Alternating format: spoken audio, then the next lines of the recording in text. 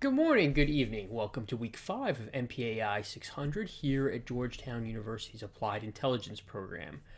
I just want to start off with our typical announcements. So this Thursday, April 12th, 9 p.m., we're going to have a Zoom conference. You groups, you know what you are briefing. So I'm expecting about 20 to 20, briefing lasts about 20 to 25 minutes, and that gives us 5 to 10 minutes for questions. As a reminder, again, if you can't have everyone in your group because of time zones or issues, that's fine. Just make sure the briefer is there, obviously, or the 1, 2, 3 briefers, however you want to do it, are actually present. So, again, April 12th, 9 p.m. If you are not doing a briefing, you're doing a paper, and that paper is due April 15th. So, pretty hard dates coming up in the next for this upcoming week.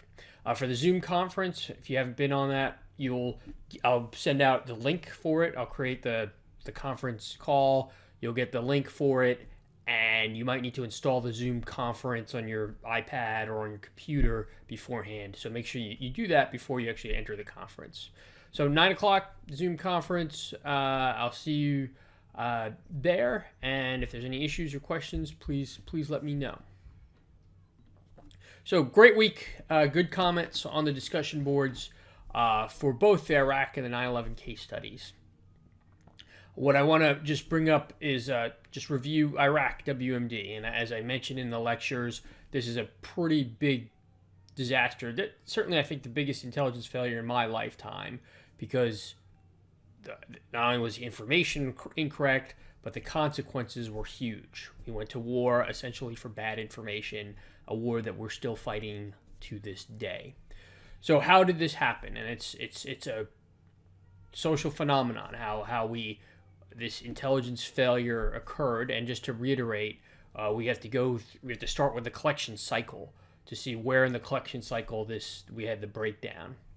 So there was failures in collection. I think the curveball case study really hammered that home. All the information on biological warfare came from Curveball, a human source, and this illustrates the problem with human intelligence. We talked about that in the first lecture. Humans lie. Humans have bad memories. And unfortunately, there wasn't a cross-queuing of information on Curveball. It was just single source human that went throughout the intelligence community. So that is one of the largest intelligence failure, I think, at least from the collection perspective. And then the other intelligence failures are we didn't have any other assets, human or on-the-ground assets, after 1998, after the inspectors left. So there was not enough collection assets. In addition, we horribly misused the human asset that we had there. There were analytical failures. All the things that we talked about in the previous weeks, where you had groupthink, where you had too many analysts not having negative evidence. And what I mean by negative evidence, that's, they looked for targets, but they didn't ask the question on the other end. If Iraq had a WMD program, why are we not seeing these elements? And if Iraq had the chemical weapons, biological weapons programs that were claimed in the intelligence assessments, they would be seeing mass importations of materials and connections made across the world that you can only do if you have a large program. The uranium tubes or the centrifuges that were talked about. That was another analytical failure. Debatable whether an analytical failure, but someone saw, probably the best thing to say is that's just bad incompetence from a technical perspective. The analytical failure was that it was politicized, but the fact that the analysts made a call that these could be used for centrifuges is an analytical failure.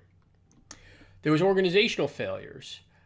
And this leads to, your intelligence apparatus, you can have all the red teaming, you can have all the team A, team Bs, all those alternative competitive hypotheses.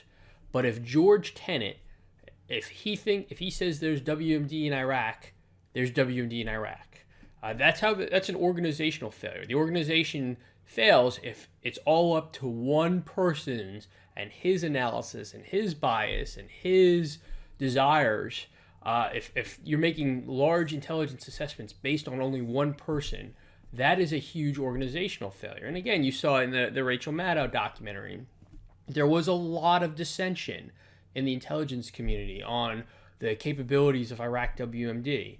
But when you got to the top, when you got to George Tenet and that level, the CIA director, those alternatives, those dissensions were not communicated to the political leaders and to Congress itself. So that's, you can blame it on Tenet, and I think he deserves a lot, but you also have to ask the question, how is an organization set up where one person can lead you astray in such a wide manner? And then the policy interface. And the Rachel Maddow documentary did a pretty good job of covering how politicization of intelligence occurs. And I talked about politicization in my lecture. It's not necessarily estimates were falsified or policymakers said, I want to only hear, or a policymaker said, you will change your estimate. That's not what politicization is. Politicization is when you're putting an inordinate amount of effort on the intelligence community to produce an assessment that is favorable to your political goals. And in this case, again, they cherry-picked intelligence to suit their needs, the political entities did. And they also, the intelligence analysts knew that if they want their briefing read, or their PowerPoint reads, or their strategy papers read, it had to toe a certain line. So this is what forced bad intelligence to skyrocket up to the levels of the policymakers when it shouldn't have. Again, the desire to please the policymaker. And then we went to the 9/11 case study. So just a couple of points. Was 9/11 an intelligence failure? Before I saw the NSA documentary, I would say no. 9/11 was not an intelligence failure. That the bad things happen, and not all bad things are intelligence failures. Again, a bunch of shadowy terrorists operating in a democratic society, so it's very often hard to catch those people. However, I will say after I saw the NSA documentary, yes, there was an intelligence failure, and particularly a failure in organization. The NSA knew that there was communication between San Diego and a known bin Laden al-Qaeda safe house in Yemen. They knew that information was there. They knew about Midar and Zia Jarrah. They knew those two people were wrong, and yet that information was not passed to the FBI or to local law enforcement. That is a failure in intelligence. I think that is the largest failure. We knew of two people, they were on watch lists, and yet that information was not passed to the appropriate authorities. In addition, and we can make this argument that the FAA and the intelligence community should have known that a commercial airplane could have been used like a Tomahawk missile, the way it was on 9/11. There was history of this. The GIA tried to use that in Paris against the Eiffel Tower, as you saw in the documentary. The Ramzi Youssef tried to concoct a similar plot to launch attacks against various targets on the east and west coasts. And I say this because, yes, we should have, maybe, it is Monday morning quarterbacking that you should have known an aircraft could have been used as a Tomahawk missile. But the countermeasures, as I mentioned last week, the countermeasures to stop that are relatively easy and cheap. You could put federal air marshals on 20-30% of more aircraft. You could reinforce 20 to 30% of cockpit doors, which would prevent a 9/11-like attack. You could alter the countermeasures for the flight crew. Put a drink cart in front of the cockpit like you do now if you travel commercially. All those are in compared to the trillions we've spent on the wars in Iraq and Afghanistan and other counterterrorism measures, those are relatively cheap countermeasures to stop that wouldn't inconvenience a whole lot of people, and it wouldn't be a huge cost. So those are the two intelligence failures. Again, I think it is reasonable to think the FAA should have known about the use of a Tomahawk missile, and then the fact that within our intelligence community, we knew about communications between San Diego and a known safe house, and that information wasn't passed on, is the crux of the intelligence failure. I just want to bring this up. If those of you who studied 9/11, you hear this a lot, that President Bush was briefed by the CIA that Bin Laden determined to attack in the U.S. And he gets a lot of pain for that. But let's pretend you're an intel analyst and the president turns around and says, okay, he's just been told Bin Laden determined to attack in the U.S. And he turns to you and says, okay, what do I do now? Now, part of what I talked about last week was, the Sharma tradition of intelligence failure, and I think this would fall in that category. If you're an intel analyst, you can't just give Bin Laden determined to attack in the U.S. and just say, oh, I warned you. You have to give him enough intel so he can mitigate the risk. So if you said Bin Laden determined to attack in the U.S., and sir, I recommend we increase more scrutiny on federal aviation assets, that gives the policymaker time to bracket it. So the bottom line is, I always get irritated by that. That Bin Laden determined to attack in the U.S. intel assessment as far too vague for a president to make a decision on. Organizational issues. Again, I talked about in Bullet, and I don't want to hit that up again, but the fact that there was part of the intelligence community that knew, and because of, you can argue, issues with domestic civil rights, I make the argument just plain laziness and lack of empathy.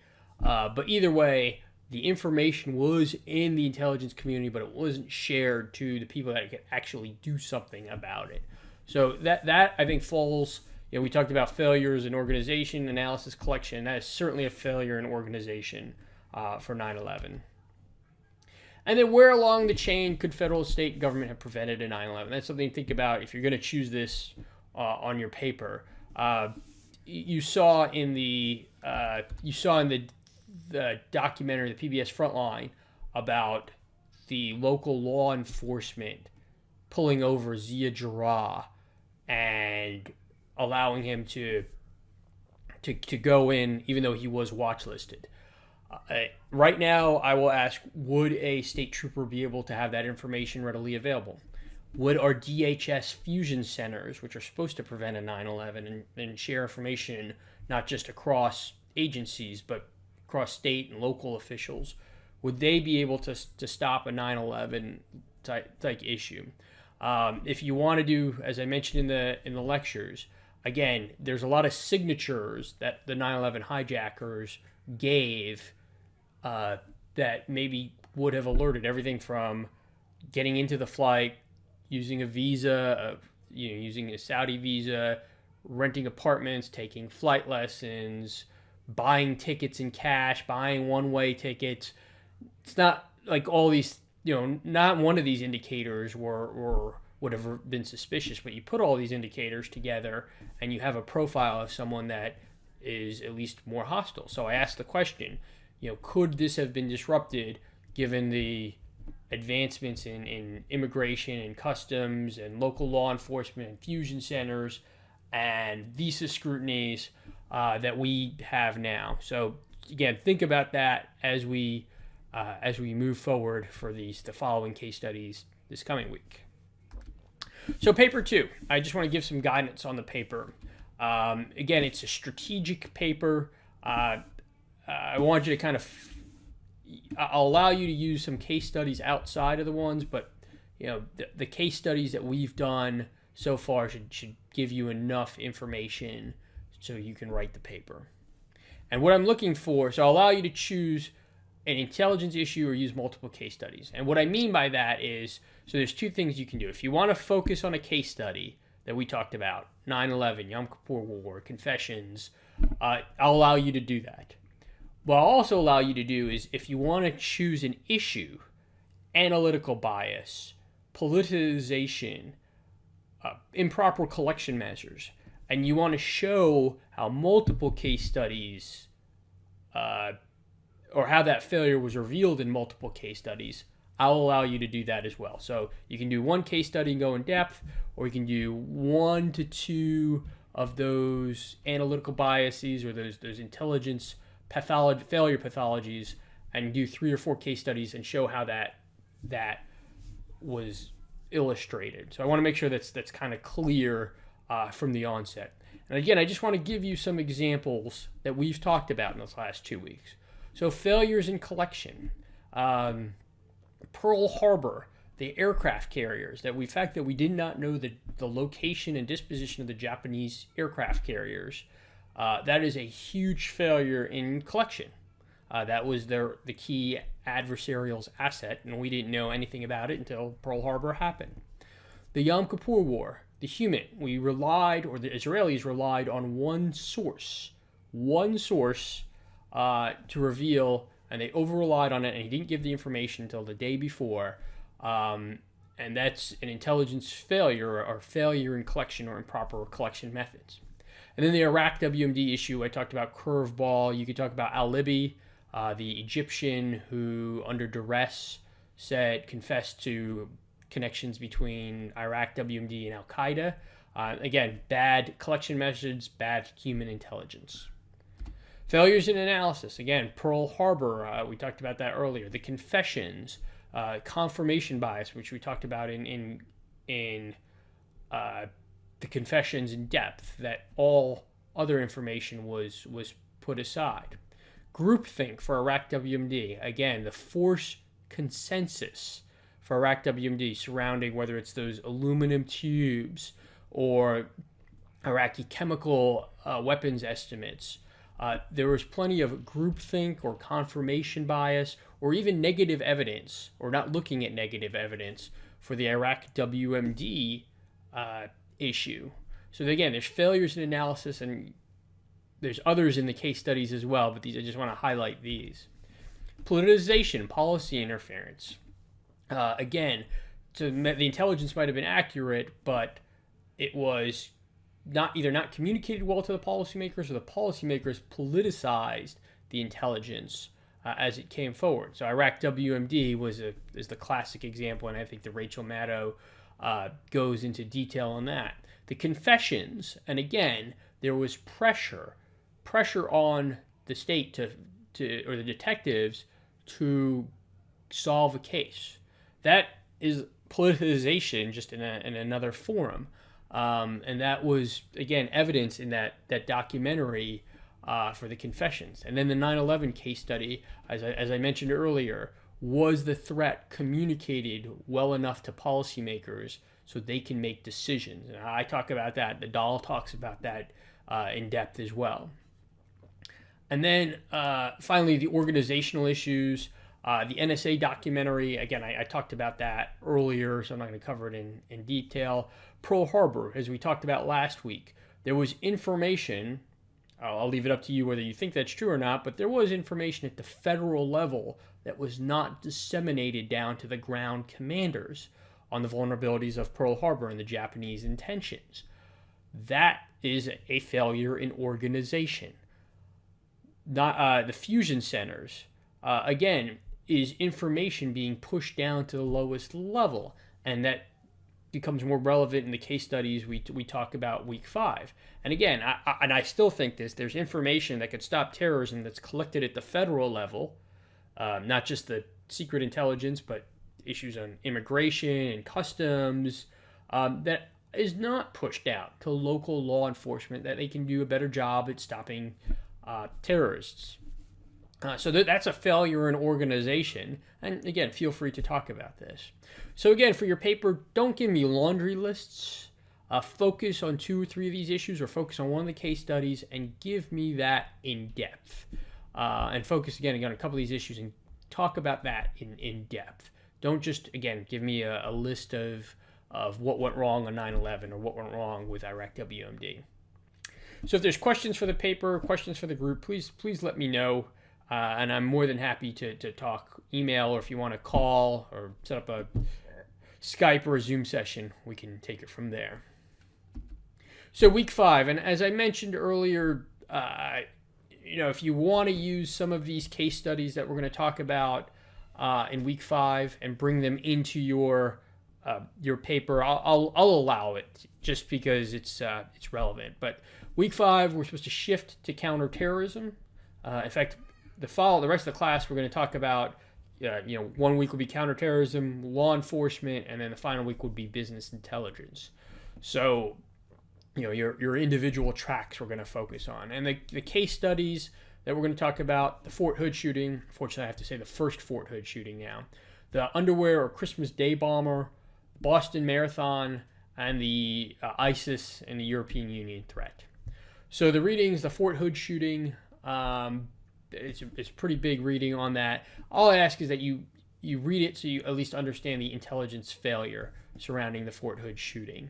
And then the Boston Marathon congressional paper, again, understand the intelligence failure related to the Boston Marathon.